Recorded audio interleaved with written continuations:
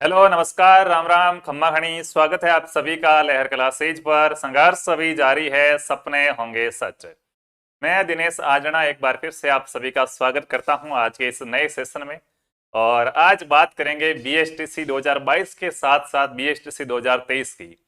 जब से बीएसटीसी की फर्स्ट लिस्ट आई है उसके बाद जिन बच्चों के नंबर काफी कम आ रहे हैं उनको कहीं ना कहीं ये भय हो गया कि हमारा इस बार तो बीएसटीसी में सिलेक्शन नहीं हुआ। लेकिन कहते हैं ना कि जब तक तोड़ेंगे नहीं तब तक छोड़ेंगे नहीं।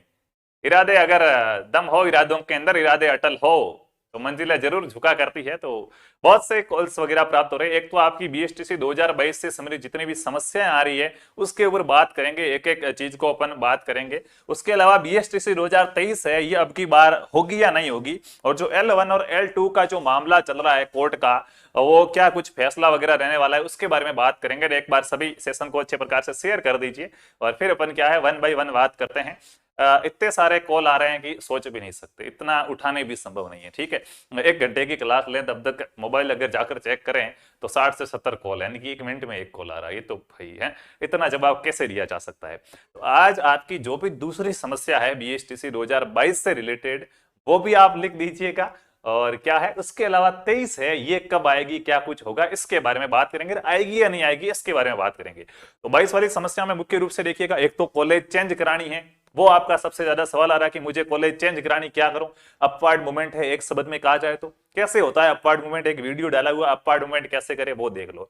दूसरा, कुछ बच्चों के पास डॉक्यूमेंट नहीं है, बड़ा दुख होता है। मैं दोस्तों पिछले 3 महीनों से ढोल पीट रहा हूं, क्योंकि हमारे जालौर का ढोल नृत्य प्रसिद्ध है। ठीक है, कि जाति प्रमाण पत्र पुराना है तो नहीं चलेगा, नया बना दो बना दो। ओबीसी वाले 6 माह से पुराना नहीं चलेगा, बना दो, लेकिन नहीं बनाया। अब उनका क्या है, अब फोन करे, सर जाति पुराना पत्र नहीं बन रहा ना यार।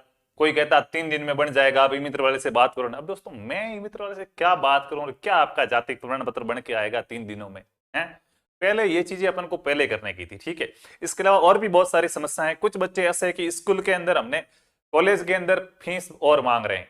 ई मित्र पे 13,555 रुपए फीस भर के गया, कॉलेज में गया तो मांग रहे हैं कि 5,000 रुपए देगा तो फॉर्म जमा होगा वरना नहीं होगा। तो इन तमाम चीजों पे बात करेंगे। और सबसे पहले थोड़ा सा बीएसटीसी 2023 के बारे में देख लेते हैं कि अब की बार होगी या नहीं होगी। ये हर साल इसी प्रकार सुर्खियों के अंदर रहती है कि अब की बार बीएसटीसी नहीं होगी। हर बार आपको एग्जाम से पहले 1-2 न्यूज ऐसी सुनने की मिल जाती है कि अब की बार क्या है बीएसटीसी 2023 नहीं होगी। लेकिन दोस्तों अभी तक ऐसी कोई न्यूज नहीं है कि जिसमें यह कहा गया हो कि बीएसटीसी 2023 में नहीं होगी। नहीं होगी या नहीं कहा है मतलब क्या है, होगी। भाई किसी चीज के लिए मना नहीं किया जा रहा, मतलब वो चीज होने वाली है। ठीक है, इसमें कुछ भी ऐसा शंकाजनक स्थिति नहीं है। 2023 के अंदर भी आपकी बीएसटीसी होगी। अब अगर 2023 के अंदर बीएसटीसी होगी तो हमें उसकी तैयारी है वो कब से स्टार्ट कर देनी चाहिए उसके बारे में अपन बात करते हैं। ठीक है, तो बात करेंगे बीएसटीसी 2023 के बारे में। कब आएगी 2023 बीएसटीसी। तो दोस्तों देखिएगा, ये सेशन इतना लेट हो गया है ना, मुझे लगता है कि अब की बार हमें कहीं ना कहीं उम्मीद तो है यार। बीएसटीसी विवाद, हाँ सबके बारे में बात करेंगे एक एक करके, आप चिंता मत करो। मैं यहाँ पे जो लिखता हूँ ना, एक एक पॉइंट पकड़ के बोल के जरूर जाता हूँ। ठीक है, मजाक आपके साथ में नहीं बनाऊंगा। तो एक एक चीज पे बात करेंगे। बीएसटीसी 2023 की बात करूं तो मुझे जब 2018 से याद है, 2018 के अंदर दोस्तों बीएसटीसी हुई थी, वो 26 मई को हुई थी। कब हुई थी? 26 मई को। उसके बाद देखिएगा 19 के अंदर भी शायद 26 मई को ही हुई थी। उसके बाद 20 के अंदर बीएसटीसी क्या है चली जाती है अगस्त के अंदर। 21 में वापस अगस्त के अंदर आ जाती है, और 22 में वापस अगस्त से खिसकती खिसकती अक्टूबर तक आ जाती है। देखो ये खिसकती जा रही है। अब जो बीएसटीसी मई के अंदर हुआ करती थी हमेशा, वो अक्टूबर के अंदर हो रही है। यानी कि जून जुलाई अगस्त सितंबर अक्टूबर, 6 माह का पूरा गैप हो गया। यानी कि पहले जो बीएसटीसी कहीं ना कहीं 12वीं करने के बाद 2 साल होते ही पूरी हो जाती थी भाई। मार्च अप्रैल के अंदर, मार्च एंडिंग तक या अप्रैल तक बच्चा क्या है बोर्ड के एग्जाम, मार्च मान लो आप, मार्च में बोर्ड के एग्जाम खत्म हो जाते हैं। अप्रैल मई 2 महीने तैयारी करके एग्जाम दे देगा, और फिर क्या है जुलाई अगस्त तक उनके क्या है हो जाती थी रिपोर्टिंग, और अगली जुलाई को एग्जाम हुआ करते थे। फर्स्ट ईयर कंप्लीट हो गई, वापस अगली जुलाई को सेकंड ईयर के एग्जाम खत्म। लेकिन इस बार ऐसा नहीं हुआ है। क्यों? क्योंकि ये खींचते खींचते जो चीज मई में होने वाली थी उसको अक्टूबर तक लेके आ गए। लेकिन अब क्या करेंगे, अब इनके एग्जाम अक्टूबर है, उसके बाद जनवरी, अब देख लो अपने जनवरी हो गई है, जनवरी के अंदर तो फर्स्ट लिस्ट आई है, सेकंड लिस्ट लगभग 10 फरवरी के आसपास आएगी, उसका प्रोसेस वगैरह पूरा होने के बाद मार्च तक क्या है, लगभग मार्च एंडिंग तक थर्ड लिस्ट वगैरह आके रिफंड के फॉर्म वगैरह आने के बाद लगभग मार्च तक क्या है, मार्च तक क्या है बीएसटीसी का ये काम कंप्लीट होगा। मार्च तक कंप्लीट होगा तो उसके बाद अप्रैल मई इनके पास अब की बार समय है, अगर ये चाहे तो। ये अगर ये चाहे कि नहीं भाई अपने अब की बार भी अक्टूबर में करानी है, तो इतनी 6 महीने वो ऐसे ही वेस्टेज हो जाएंगे। लेकिन अगर ये चाहे कि ये अब की बार क्या है, मार्च तक ये बीएसटीसी 2022 खत्म हो रही है, तो अप्रैल और मई मई तक वापस ये बीएसटीसी अगर करवा देना तो बच्चों का काफी कुछ फायदा हो जाएगा। क्योंकि अक्टूबर में अगर बीएसटीसी का एग्जाम होता है ना, तो 12वीं के जस्ट, वैसे बीएसटीसी कोर्स तो 2 साल का ही है, 2 साल में पूरी हो रही है, लेकिन 12वीं के बाद बच्चे को 2.5 साल लग जाते हैं बीएसटीसी को करने में। ये एग्जाम अक्टूबर में करवाने पर, अगर यही एग्जाम मई के अंदर करवा दिया जाए तो वो मात्र 2 साल के अंदर पूरी कर लेगा। तो इस विषय पे शिक्षा विभाग को जरूर सोचना चाहिए। हमें जरूर उम्मीद है कि इस बार मई के अंदर एग्जाम करवा दिया जाएगा। और दोस्तों, जब मई में अगर एग्जाम होने की संभावनाएं बनती है तो आपके पास समय काफी कम है, जिनके नंबर कम आ रहे हैं, क्योंकि ये अपना जनवरी है, फरवरी तो फुर रहे वैसे भी चली जाएगी, पता ही नहीं चलेगा। मार्च, अप्रैल और मई 3 महीने का आपके पास समय है, ज्यादा समय नहीं है, इसलिए आपको अच्छे से तैयारी करनी चाहिए। बीएसटीसी 2023 की तैयारी आप कैसे कर सकते हैं? सिलेबस में कोई बदलाव नहीं होगा, जो सिलेबस 2022 का है वही का वही 2023 का रहने वाला है, कोई भी चेंजेस नहीं होगा। तो हमारी जो पुरानी क्लासेज वगैरह है जो चैनल पे अपलोडेड है वो देखिएगा, नोट्स बनाइएगा, अच्छी सी एक किताब लाइएगा, उसको पढ़िएगा, बार बार क्या रिवीजन कीजिएगा, ताकि अगली बार जरूर आपका सिलेक्शन हो सके। ठीक है, तो ये तो 23 के बारे में बात होगी। आपका जो डाउट है कि 23 में होगी या नहीं होगी, तो जरूर होगी। ठीक है, इसमें कोई मतलब नहीं है, ऐसा नहीं कह सकते ये नहीं होगी, होगी। ये कौन आपके अंदर शंका पैदा करता है? तो ये L1 और L2 का जो फैसला है ये शंका पैदा करता है कि आप बीएसटीसी होगी नहीं होगी। तो दोस्तों, हरी झंडी है एक प्रकार से, आप मानो अब तक अब ऐसा नहीं होने वाला है कि L2 वाले बीएसटीसी में शामिल हो जाएंगे, नहीं हो पाएंगे। जिन्होंने बीएड कर रखी है वो L1 का एग्जाम नहीं दे सकेंगे, वो सिर्फ L2 का एग्जाम ही दे सकेंगे। बीएसटीसी अभी तक एक सेपरेट एरिया, अभी तक इसके अंदर L2 वालों को इजाजत नहीं दी है कोर्ट ने कि बीएड वाले है वो भी बीएसटीसी वाला जो रीट लेवल 1 का एग्जाम होता है वो दे सकते हैं। अभी ऐसा कुछ नहीं है, अभी तक तो बीएसटीसी वालों के मजे पड़े हैं, सीधा सा सेपरेट है, कंपटीशन बहुत कम है। देख लो आप इस बार अध्यापक भर्ती परीक्षा में क्या है, 9 बच्चों के बीच में ऐसा कुछ कंपटीशन है? कुछ कंपटीशन है ही नहीं, ये तो नॉर्मल सा कंपटीशन है? दूसरे एग्जाम की तुलना में ये तो कंपटीशन कुछ है ही नहीं। तो अभी तक ऐसा कोई भी निर्णय नहीं है। आपको जो ये शंकाग्रस्त करता है कि L1 L2 वाला जो फैसला क्या आया है, तो इससे अभी तक बीएसटीसी के ऊपर कोई भी असर नहीं पड़ा है। ये फैसला तो तब भी चल रहा था जब इससे पिछले वाले रीट आई थी, और वो वाले नौकरी भी लग गए L1 वाले, L2 तो रद्द हो गई, लेकिन L1 वाला का फैसला तो तब भी चल रहा था। L2 वालों को L1 वाले का एग्जाम भी देने दिया, लेकिन आखिरकार वो नंबर मान्य नहीं हुए ना भाई, हैं तो काम नहीं आई वो चीज। तो इसलिए क्या है, आपको डरने की आवश्यकता नहीं है, अब की बार भी बीएसटीसी होगी ही होगी। अब बीएसटीसी 2022 से संबंधित जो आपके सवाल है उसके ऊपर बात करता हूं। तो सबसे पहले देखो, कुछ बच्चों ने क्या किया, डॉक्यूमेंट्स तैयार नहीं है किसी के, तो कुछ बच्चों ने क्या किया, कुछ बच्चों ने फीस भरी, जैसे 13,555 रुपए पहले। अब वो कॉलेज गए, डॉक्यूमेंट वगैरह जमा कराकर, कॉलेज में देखा कि यार कॉलेज तो काफी यूं अंदर की तरफ आई हुई है, झाड़ियां वाड़ियां पास में, यहाँ तो अपन नहीं आ पाएंगे। तो कॉलेज वालों से पैसे वापस मांग रहे कि हमें तो कॉलेज नहीं करनी, हमने जो 13,555 रुपए फीस भरी वो हमें वापस दो। दोस्तों, आपने फीस ऑनलाइन भरी है, वो शिक्षा विभाग के पास गई है, उसका कुछ परसेंटेज होगा वो आपके क्या है, कॉलेज वालों के पास आता है। कॉलेज वाले आपको कभी भी फीस वापस नहीं देंगे, ये चीज ध्यान रखना। वहां बहस करने से कोई मतलब नहीं है।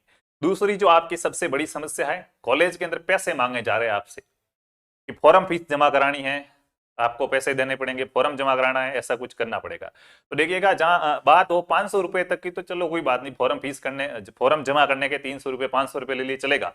लेकिन एक कॉल आया था कि सर 4,000 रुपए मांग रहे हैं, मैं ऐसे करता हूँ वैसे करता हूँ। तो देखिएगा, कहीं ना कहीं उनको हाथ फैलाने के आदि हमने ही बनाया है। मैं चाहूं तो आप अगर साथ दो तो एक काम कर सकते हैं, राजस्थान के किसी भी कॉलेज की हिम्मत नहीं होगी कि वो आपसे 1 रुपया भी मांगे। 1 रुपया नहीं, आप कहोगे लो सर 1 रुपया दे रहा हूं, गिफ्ट नहीं चाहिए के, ऐसा कहेंगे वो आपसे। लेकिन समस्या बेटा आपके पैदा हो जाएगी, डेली रेगुलर कॉलेज जाना पड़ेगा, बायोमेट्रिक अटेंडेंस होगी, फिर वो चाहे तो आपको फेल कर सकते हैं। आप कॉलेज नहीं गए, वो आपकी हाजिरी काटेंगे। आपके टेस्टों में, आप इंटरनल टेस्ट कितने देते हैं मुझे बताना। यह शिक्षा विभाग की दुखद घटना है यार, कहते हुए शर्म आएगी। आप टेस्ट नहीं देते हो, टेस्ट देने नहीं जाते, फिर भी आपके टेस्टों के नंबर भेजे जाते हैं। क्यों? आप उनको पैसे देते हो। तो आदि किसने बनाया? आपने बनाया, डोनेशन के नाम पे।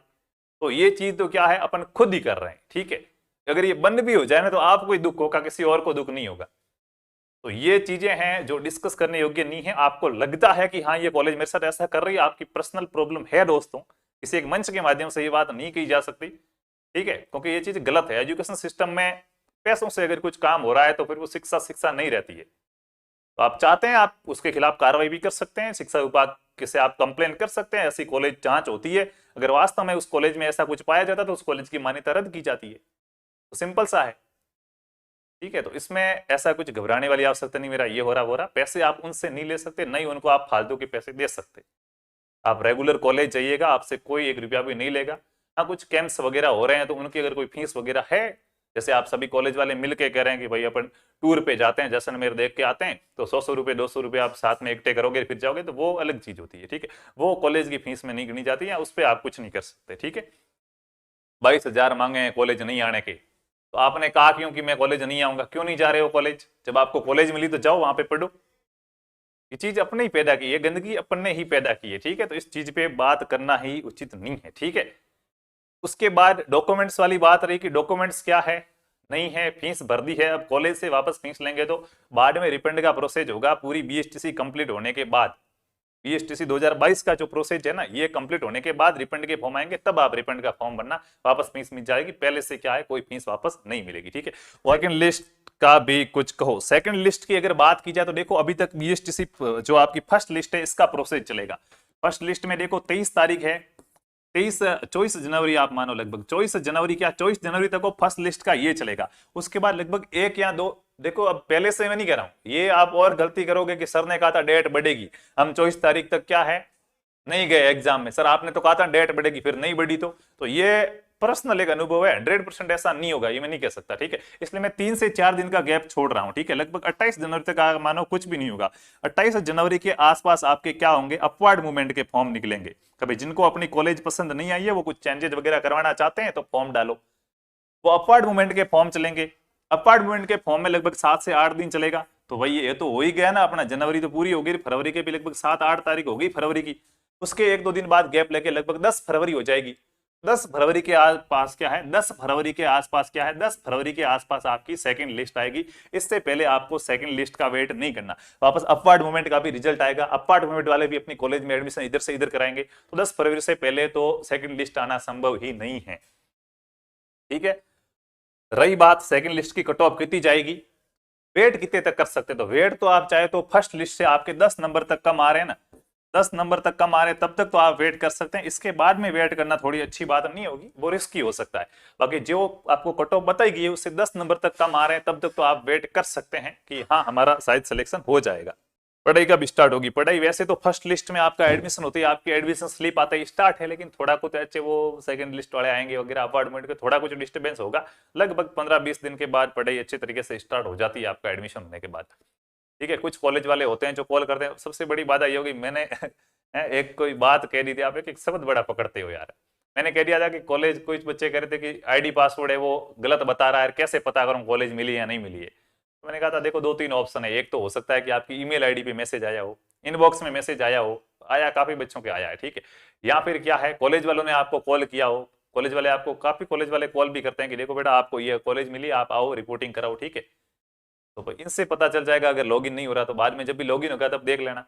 बहुत से बच्चों का सर मेरे लॉगिन तो हो गया, अलॉटमेंट लेटर भी आ गया है, लेकिन कॉलेज का कॉल नहीं आया, मैं फीस भरूं नहीं भरूं, है तो वो आना जरूरी नहीं है, ठीक है।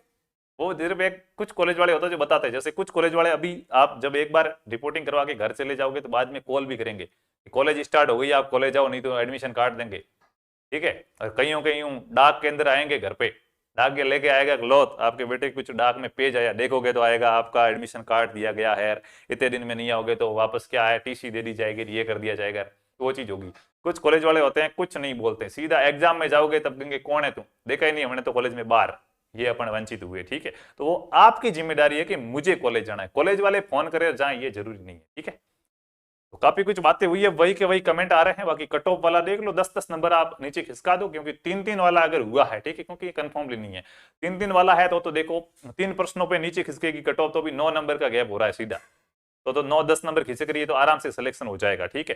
3-3 वाला हुआ है तो और नहीं, शिक्षण गुरुजी में भी 1-2 नंबर मिले हैं, तो फिर क्या है, तो फिर 2-3 नंबर ही खिसकेगी, ज्यादा नहीं खिसकेगी। ठीक है, तो वो तो क्या है, अभी से पहले से कुछ कहा नहीं जा सकता, क्योंकि जब रिजल्ट देखते हैं तो किसी के तो तीर का भाग नहीं जा रहा है, किसी के जा रहा है, तो कुछ तो समझ में नहीं आ रहा है। ठीक है, और विभाग इसकी जानकारी है वो अंदर से दे नहीं रहा है। ठीक है, और भी अगर आपको कोई सवाल है तो आप कमेंट कर दीजिएगा। फिलहाल तो चलते हैं, मुझे लगा कि हाँ इस पे बात करनी जरूरी है, तो मैं वीडियो बना के आपको और भी बता दूंगा। जो भी आपकी समस्या होगी हम 100% आपकी समस्या का समाधान करने की कोशिश करेंगे। तो चलिए मिलते हैं किसी अगली क्लास में, तब तक खुश रहिए, अच्छे